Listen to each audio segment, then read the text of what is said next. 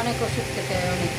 রাতে 3টা, সকালে 5টা, দুপুরে 4টা, 6টা, 7টা। খাবার দাবার ফাস্ট করতে এখন মানে শরীর এত দুর্বল হয়ে গেছে, স্যালাইনের উপর ছিলাম 8 দিন পর্যন্ত।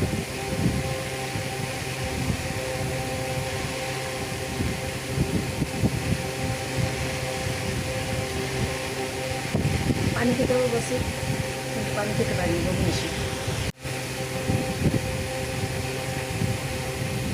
মলম লাগাতে হবে, মলম। যে হাতে ক্যানোলা লাগানো ছিল 8 দিন, প্রচুর ব্যথা।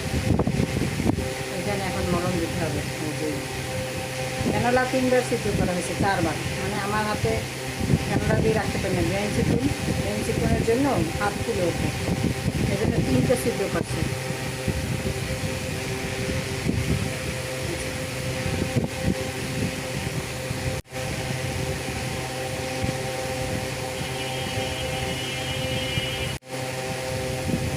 সাত আট দিনের জ্বরে মুখের ভিতর টিকা, পানি খেতে পারি না, বমি আসে। লবঙ্গ মুখে দিয়ে রাখে, সব খাবার টিকা।